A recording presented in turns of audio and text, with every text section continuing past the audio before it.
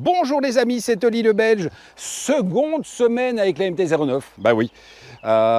Franchement, j'étais très à l'aise. Donc j'ai été pleurer chez Yamaha pour réussir à la garder une seconde semaine. Pourquoi? Parce que j'ai réussi à récupérer une 890R. Alors, pour nos amis français, la 890, puisque vous adorez notre accent belge. Et donc je me suis dit, bah, finalement, la MT-09, avec, comme elle a vraiment évolué au niveau de la suspension et au niveau du châssis, bah, c'est vrai qu'elle arrive pratiquement au niveau de cette 890. Bon, celle-ci, c'est la R, avec toute la suspension White Power, donc elle est full équipée. Je vous l'ai présentée l'année dernière. Ça nous a permis effectivement de se rappeler que c'était donc le super scalpel. Mais ce qu'il y a effectivement, c'est que l'année dernière, elle était un petit peu esselée. J'en avais parlé parce qu'elle était un petit peu le cul entre deux chaises. C'est-à-dire que c'est une moto qui est quand même vachement puissante, qui tient super bien le parquet, qui était un petit peu esselée dans le style vraiment sport vif. Il faut le savoir, Gilles le rappelait encore et je vous l'avais dit l'année dernière dans la vidéo, il faut savoir que la 890R tourne plus vite à Mété qu'une Super Duke R. Pourquoi? Parce que vraiment cette puissance de plus ou moins 120 chevaux est domptable. Au contraire, enfin non pas au contraire, mais c'est-à-dire que là on peut vraiment remettre des watts et c'est vraiment plaisir. Alors pourquoi avoir remis ces deux motos ensemble? Ben parce que justement, vraiment aujourd'hui on était se balader. Oui, on a été se balader parce qu'aujourd'hui, on a une troisième acolyte que vous allez bientôt découvrir. Je suis également avec la Honda Rebelle 1100 avec la boîte DCT. Donc, effectivement, j'ai essayé de suivre ces deux avions de chasse. C'était juste pas possible parce qu'elles vont beaucoup trop bien. Ça passe partout, on est très à l'aise. Sébastien me disait, et c'est vrai que la MT-09, avec cette évolution en 2021, on se sent vraiment comme à la maison. Alors honte sur nous, puisque normalement le concept de comme à la maison, c'est réservé à Honda. Mais effectivement, là pour le coup, Yamaha nous a gâtés et nous a fait vraiment cette MT-09 qui est devenue une arme. Alors pourquoi choisir l'une ou l'autre?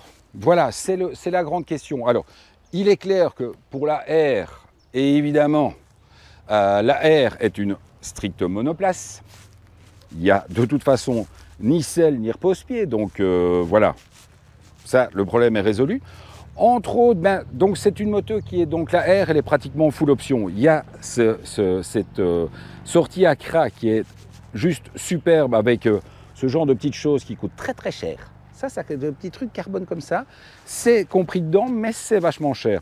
Autre chose, justement ici on a des repose-pieds qui sont des repose-pieds fixes, qui sont vraiment avec une base où l'on peut vraiment régler le repose-pied de la manière où on le souhaite. Par contre, donc c'est très bien sur circuit, je pense qu'avant de les faire frotter, j'ai intérêt à m'acheter une deuxième paire de balles parce qu'il faut vraiment descendre bas. Par contre, le gros problème c'est que ce revêtement métallique, quand il pleut, c'est extrêmement glissant. Donc c'est une chose à prendre en compte, à savoir. Alors bien entendu, pour vraiment faire sport, on a également la petite protection qu'on a découverte en MotoGP depuis quelques années, la protection du frein avant. C'est quand on s'arsouille sur circuit, hein, les gars. On peut toujours avoir quelqu'un, il vient de chipoter. Non, et c'est vrai qu'en cas de chute, c'est quand même un plus aussi, pour éviter d'écraser les doigts. Donc, pourquoi choisir la 890? La 890, c'est vrai que ce moteur reste explosif. En fait, il est beaucoup moins docile que sur la MT-09.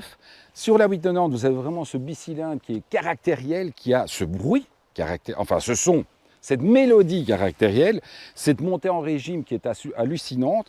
Il prend quand même, donc, la puissance est à 10 000 tours minute quand même, c'est quand même pas mal pour un bicylindre. C'est une moto qui s'adresse plus vraiment à une clientèle qui va passer son week-end à faire le dingue, à se faire plaisir. Après, il y a aussi moyen de voyager avec. Eh bien, c'est le contraire de la MT-09. La MT-09, il y a moyen de voyager avec, mais il y a aussi moyen de faire le dingue tout le week-end, etc., avec les différents modes moteurs, etc. Ce sont des choses que l'on a découvertes. Donc, Seb vous l'a présenté. Seb va vous présenter la MT-09 2021. Il vous a présenté la 890R la saison dernière. Donc, je vous invite à aller voir ces vidéos. J'avais vraiment envie pour nous, j'aime dire pour nous parce qu'en fait, j'avais envie pour nous de trouver une bonne excuse pour continuer à pouvoir rouler avec cette MT-09 qui a vraiment évolué. Et ce qui est très intéressant, c'est que dans 15 jours, nous allons recevoir la MT-09 SP avec les suspensions. Et c'était la grande discussion entre nous aujourd'hui de savoir est-ce que même maintenant la SP va pouvoir se démarquer par rapport à la normale, puisque la normale tient vraiment très bien la route. Allez, on se retrouve pour les embarquer. Et nous, on va continuer à aller s'amuser. Parce que bon, quand même, on fait ça sérieusement, bien entendu. Mais on fait ça pour s'amuser aussi. Allez, envoie la pub!